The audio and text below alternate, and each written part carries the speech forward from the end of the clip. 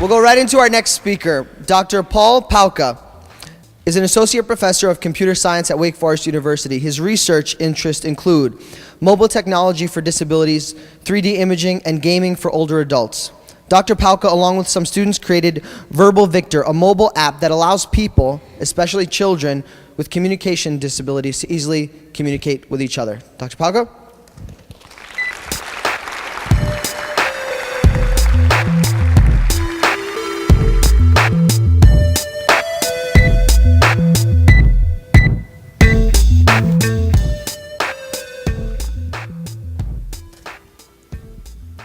Well, let me start by saying how excited I am to participate in this event, and thank you very much for the invitation.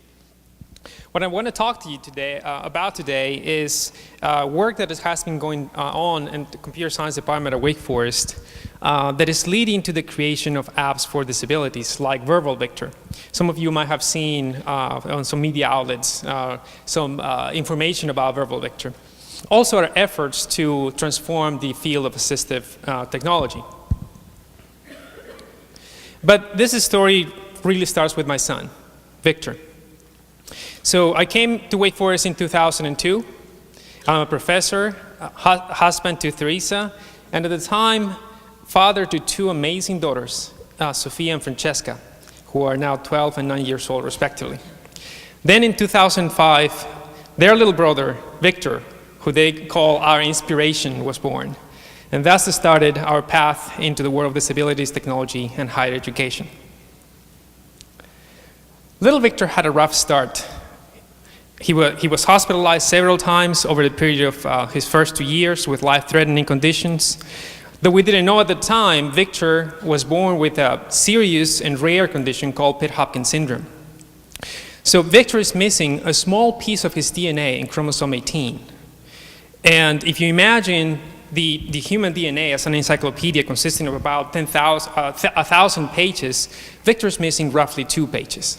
Okay, there's some really key information in this 2 pages, including a very important gene called TCF4 that severely kind of affects people's development, both cognitively and physically.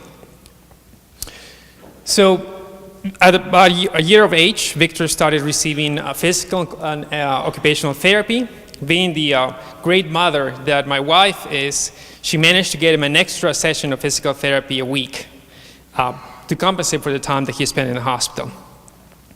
Now, parents of children with disabilities will tell you that therapy sessions are for the parents to learn what to do and apply that at home, okay? There is not much you can accomplish if you practice something only once a week, okay? So we get that, and so we decided to work really hard with a little inspiration, and we gave him lots of attention and worked with him many hours a day, seven days a week. So we used to bring him to Kettner Stadium, a field hockey stadium here at Wake Forest, and he went from crawling to taking 3 steps to walking for 60 steps without falling at age 2.5. And at that point, we stopped counting. His physical therapist likes to say that we put Victor in boot camp. But in spite of the hospitalizations and sometimes the pain that he had and frustration, Victor never stopped smiling. And he is a very happy child, self-motivated child who does not understand the concept of I can't. And this has been a tremendous inspiration for our family. Because of him, we've been able to do things that we had never dreamed of. We have created, my wife created, an international support network for children with Hopkins Syndrome that now has over 150 families worldwide. She spends a lot of time managing this network during the day. So we have, on average, a new family that joins in on average once every 2 weeks.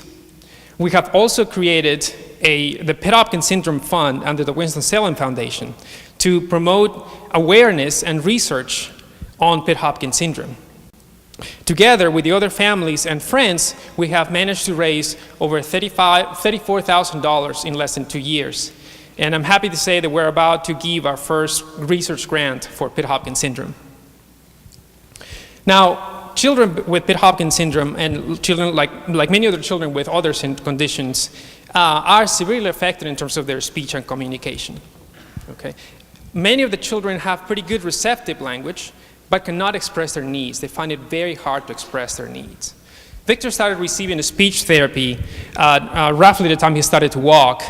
But as we came to find out, this is a much harder process to understand and to conquer. This here on the top is called the communication chain. It's what scientists call the communication chain. It goes from the formation of an idea or thought in your brain that gets transformed into linguistic structure that gets passed through the brain all the way down to the lungs and vocal cords and mouth structures that actually produce sound. This is a very finely tuned sequence of events that happen rapidly in a person. Okay? Any break on this affects speech. Aphasia, apraxia, and dysarthria are conditions that break this communication chain and produce speech and communication disabilities. And these are associated with a range of conditions, developmental conditions such as autism, cerebral palsy, L1 syndrome, Pitt-Hopkins syndrome, and many others. So these are conditions a child is born with and will likely stay with them for the rest of their lives. But they're also associated with acquired conditions such as brain injury, stroke, Lou Gehrig's disease, and many others. Okay? So there's a broad range of abilities and skills and needs for people who have communication needs. Cognition goes from understanding cause and effect to understanding the process, the give and take process of communication, to pointing. Being able to point is extremely important, to understanding pictures, symbols, expressing words, and organizing sentences. Physical ability also varies significantly. A person might have full control of their body, but they might also be severely affected in their fine motor control or gross motor control. It's estimated about 2.5 to 4.7 million people in the US have conditions that severely affect the natural forms of communication, either speaking, through gestures, or writing, okay, and requires some kind of external device to supplement their needs, the communication needs. So what option does a family that is going down this path in the disabilities world have to supplement their loved one's communication needs? So here's a range of devices costing less than $200 or so. Okay? On the top left, you can see laminated sheets of paper that have pictures of needs that the person can point to and express their needs. So here's one, for example. So you could carry this on your waist as it is in there, and you point to the need, okay, and you switch it. On the top right is a device that is essentially a fanny pack that a person would wear around their waist. It has 2 buttons or 4 buttons that you press to express a particular need. The other one in the bottom left is worn on the wrist. It has 4 color-coded buttons and a speaker. And the one on the right has 4 buttons to express 4 different needs and attaches to a wheelchair. This is an assortment of medium to high-tech devices costing from a few $100s to several $1,000s. Okay. The one on the top right is the one that Victor used initially. And here it is. So Victor used this for about 2 years. It has a grid where, let me see if I can switch. It'll be hard to explain. Thank you. Can I hold the mic for you? Thank you. So it has a grid, so you can put buttons underneath, and you can change the grid and put a different one to accommodate for more or less buttons. Okay. This device broke for Victor after a while. It sells for about $350 on the market. On the bottom left, you have a device that uses buttons like this one. They're called switches that the user presses, and the device scans the buttons, and you're supposed to press the button when the scanning, when the action that you want is being highlighted. It sells for about $1,700. The one on the bottom right is computerized. It has a really nice touch screen. It has a lot of great content, sophisticated content, but at over $5,000, it can be inaccessible to many families in need. So as you can imagine, mobile device technology has the opportunity to change all of this. We all carry powerful computers in our pockets, loaded with sensors, cameras, GPS, gyroscopes, simply because of our need to communicate with each other at any time and our desire to be entertained on the go. Okay? These mass market devices are affordable, they are cool, they're cool, and they're just going to get cheaper over time. I just saw that information on the web.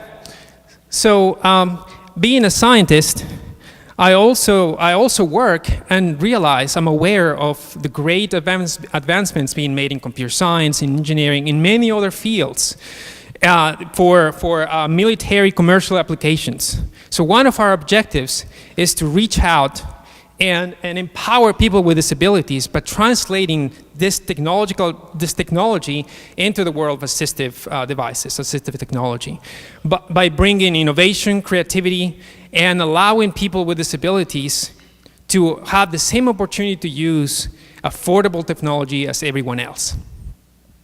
We also have, at the same time, the opportunity to involve our students here at Wake Forest and perhaps other universities in this process and enrich their education by exposing them to real-world problems that have high social value and enable them to express their creativity and work towards the benefit of society. We also want to infuse new research into the field of assistive technology and reach out to other scientists in other fields and bring them in. Now, one of the keys to this, I think one of the keys to accomplish these tasks is to allow researchers and students to interact closely with teachers, the parents, therapists, and people with disability themselves in this process. We think that this interaction is the key to new ideas, okay, to the creativity and new ideas for changing this field. So over the last 2 years, we have partnered with several institutions locally and also in other places. So we have partnered with the Centers for Exceptional Children here in North Carolina, the Special Children's School and the Children's Center. Over the far right, you have a picture of one of the teachers at the Children's Center, Martha. The school serve a large population of children with autism, cerebral palsy, and many other conditions. We're also starting engaging the Wake Forest ALS Center at Wake Forest University that serves a large population of people with Lou Gehrig's disease in the Piedmont Triad. The Henry Viscardi School, a model school in New York, serving children with severe cerebral palsy. So our students are able to work with people in these institutions and work on real world problems, okay, that have high social value, while at the same time being able to learn the material, the coursework material. So this has been very exciting for me as a researcher to be able to have this contact, as well as for the students. These are some of the apps that have been created over the last 2 years. The ones below are for the second year, and as you can see, there are more related to disabilities, and the students really love putting Victor after everything, so you can see it in there. Verbal Victor came out of one of those apps, Outcome, and these are the developers, the students that were involved in this process. Tommy Guy is now a PhD student at the University of Toronto, and he is working on human-computer interaction for disabilities. So the students work very closely with Martha in the picture, designing this product, a new communication product for children with emerging communication needs. And they were able to implement and test the device, give the teacher a device that she could use in the classroom, and it was just fascinating to see that interaction. The Innovation, Creativity, and Entrepreneurship Center was instrumental through their internships in allowing the students to complete this product and take it to market. So we were able to put it in the App Store last January, and it sells for $6.99. Here's screenshots of Verbal Victor. There are two modes, the user view and the administrator view. The user view is designed for the children to communicate. So the children presses the buttons, okay, and you can show 2, 4, or 6 buttons at a time, 8 buttons on the iPad. On the lower part, you have the administrator view, which is protected by gesture control and a password. This came out of our interaction with the teachers, because she did not want the students to accidentally erase or modify the content. Oh, okay.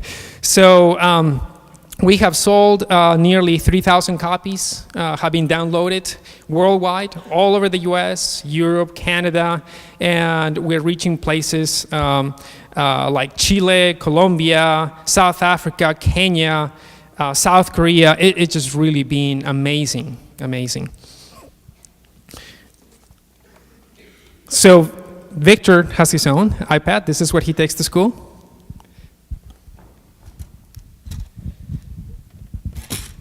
And his teacher uses this actually with all the students now as well. And more children are buying this iPads.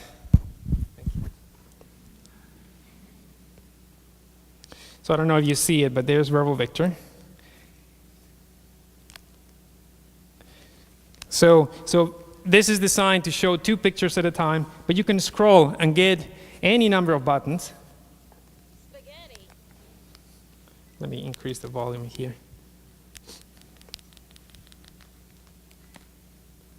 Spaghetti. Snowballs.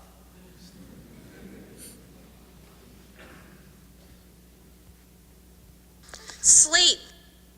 So the children use it effectively. So to go into administrator mode, I hold 2 fingers, press the password, which of course it has to be wake.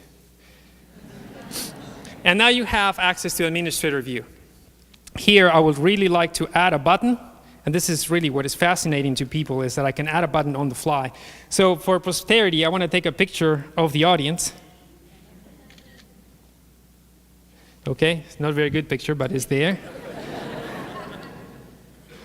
I'm going to name it TED. And now at a count of 3, everybody say hello. 1, 2, 3. Hello.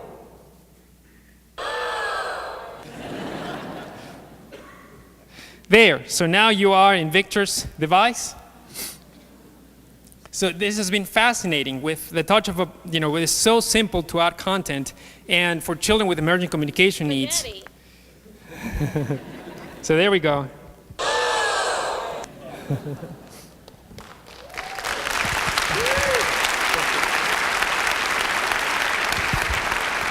So we are continuing with development. We are producing new versions of Verbal Victor. We have apps that are going to come out soon. We're doing new research, developing intelligent interfaces, so kind of like Siri, that are going to silently try to predict what the user is going to do. So we're bringing research in. We're also trying to see what can we do with the cameras. Can we detect head gestures and enable people to interact with the device simply using their bodies? And we're collaborating with researchers on this. So these are some of the students who have been involved in this process. Now, to wrap up, I want to leave you with one thought. Can we do this process? Can we enable people to have the same access to the same technology? If Victor could say it, he would say we can. Thank you. Stay at the podium. Stay at the podium.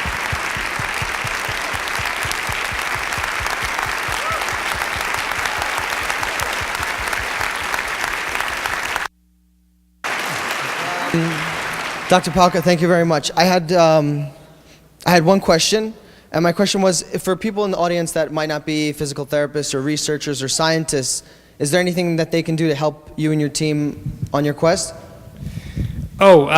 Sure. We are.